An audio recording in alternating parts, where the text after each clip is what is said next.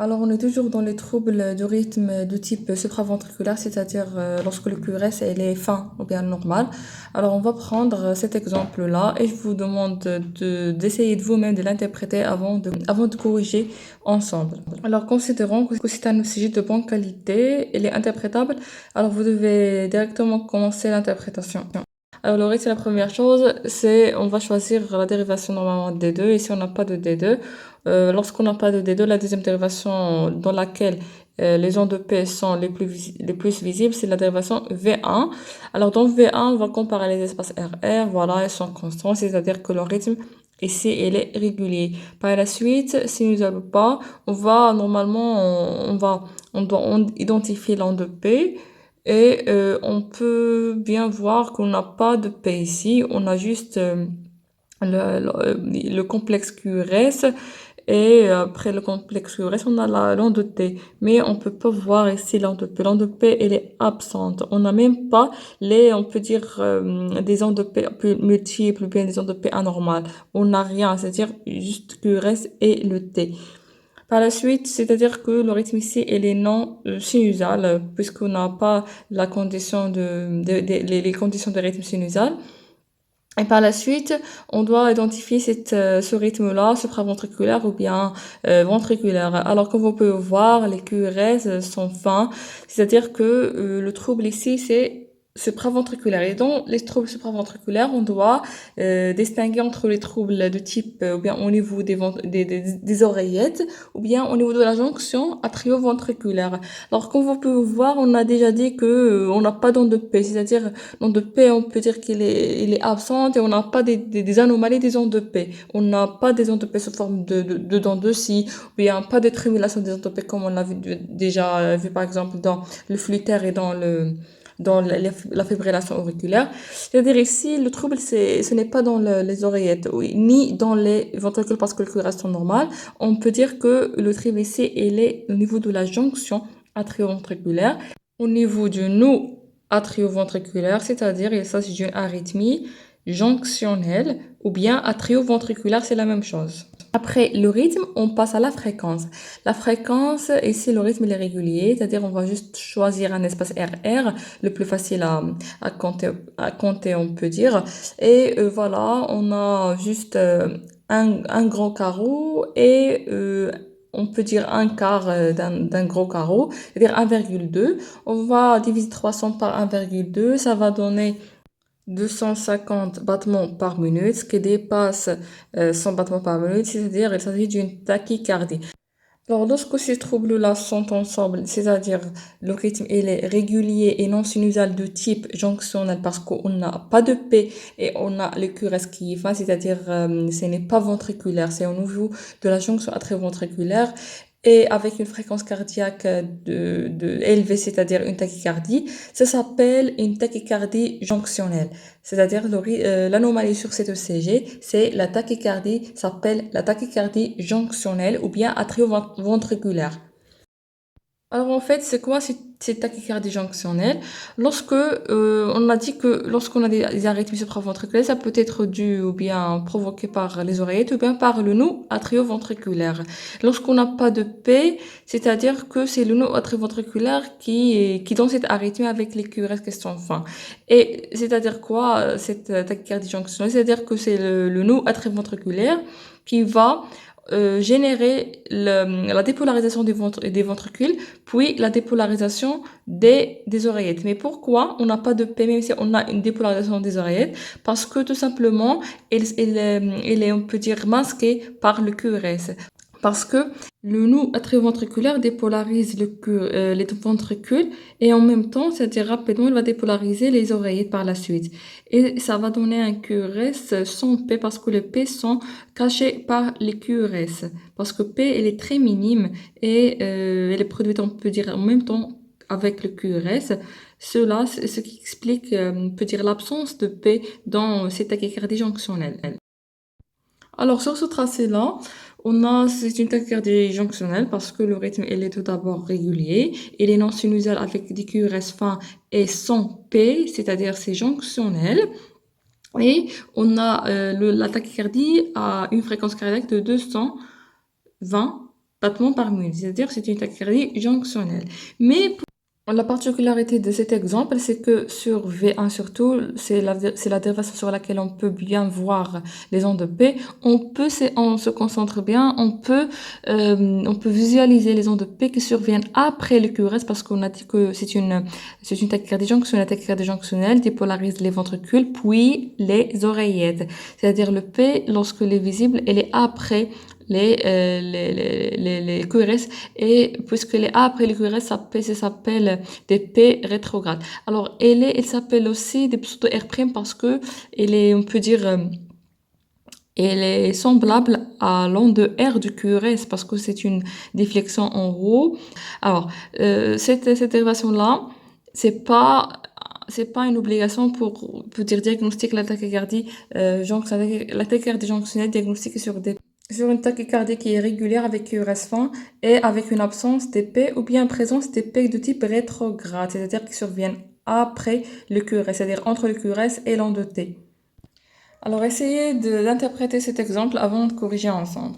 Alors, sur la dérivation V1, c'est dans laquelle on peut identifier les pseudo-R', mais on va être méthodique et on va interpréter, voilà, cet ECG, c'est un rythme qui est régulier, et les non sinusales parce qu'on n'a pas de P, on peut pas les identifier. Les P, normalement, c'est avant les QRS, on a juste des QRS et des T sans onde de P, c'est-à-dire c'est un rythme qui est non sinusal, et puisque QRS sont fins et on n'a pas de P, c'est-à-dire c'est de type jonctionnel, et on va par la suite calculer la fréquence cardiaque. La fréquence cardiaque, on a un gros carreau et demi, on peut dire un gros carreau et 0,8. Alors 300 sur 1,8, ça va donner 166 battements par minute. C'est une tachycardie. Alors on a dit qu'on n'a pas de P ici, mais on peut identifier après le QRS une déflexion en roue. C'est un R', c'est un pseudo R', et c'est l'onde de P rétrograde parce que on a déjà dit que le nœud sinusal commence par la dépolarisation des ventricules, puis il remonte au haut pour la dépolarisation des oreillettes. C'est-à-dire que l'onde de P, lorsque le rythme est jonctionnel, ça survient après le complexe QRS. On a déjà dit que c'est une tachycardie jonctionnelle, mais l'onde de P rétrograde n'est pas un critère indispensable pour le diagnostic. C'est-à-dire que le critère, c'est que les P soient absentes ou bien soient pas dans leur place qui est normale, qui est avant les QRS. Alors, essayez de vous-même d'interpréter cette ECG avant de vérifier ensemble. Alors, on a déjà vérifié la qualité de cet ECG. C'est un ECG qui est interprétable. On commence directement par l'interprétation et on choisit pour le rythme, c'est la dérivation D2. Alors, voilà, on a le rythme ici, il est régulier, l'espace RR sont constants. Par la suite, si nous allons pas, comme vous pouvez voir, on identifie le QRS, mais sans P avant le QRS. On a le T, voilà le T, mais on n'a pas P. La P, elle est absente, c'est-à-dire que le rythme, il est non sinusal. Et puisque le QRS, elle est fin, c'est-à-dire que le rythme, elle est supraventriculaire. Et puisqu'on n'a pas de P, c'est-à-dire que elle n'est ni auriculaire ni ventriculaire, c'est-à-dire que c'est une arythmie de type jonctionnel au niveau de nos atrioventriculaires. Par la suite, on doit calculer la fréquence cardiaque. Fréquence cardiaque, puisque c'est un rythme régulier, on va juste appliquer la règle 300 sur un espace RR.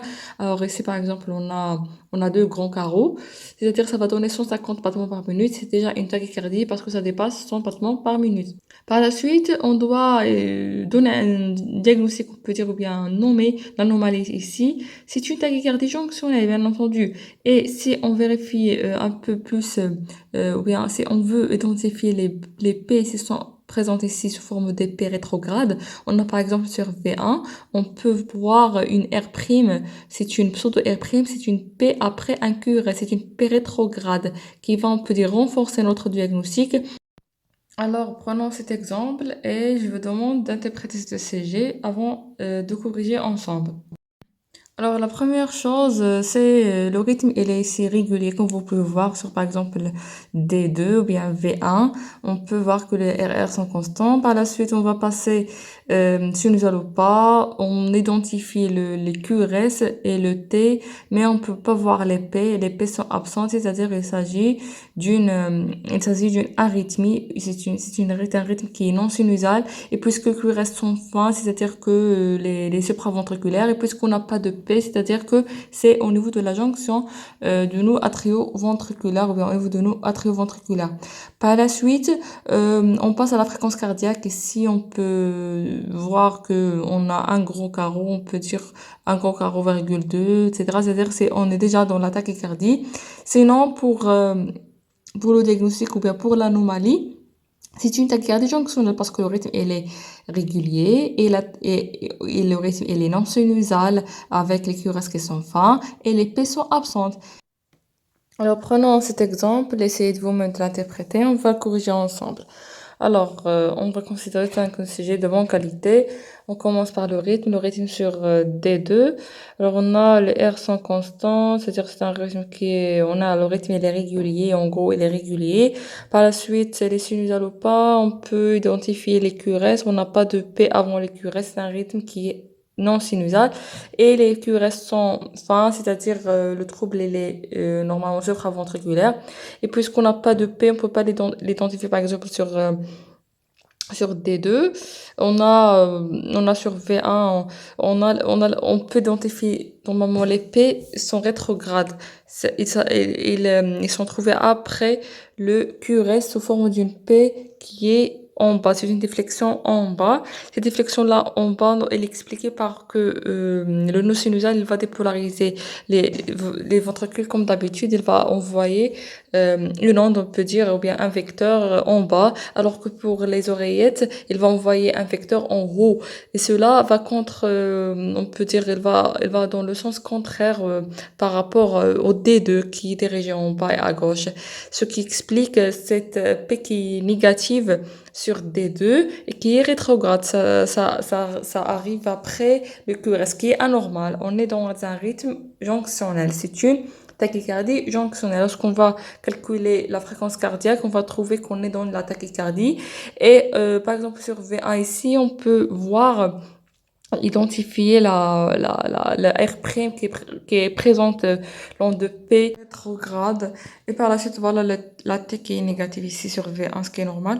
Alors sur V2, la même chose, on peut identifier une surélévation après la fin du QRS, c'est lors de P rétrograde. Par exemple, ici, on a sur la VL, entre le QRS et le T, on a une petite onde, c'est l'onde de P qui est rétrograde, qui survient après le QRS et avant la T. C'est-à-dire, sur cet exemple-là, c'est une tachycardie jonctionnelle sur laquelle on peut identifier les ondes de P rétrograde.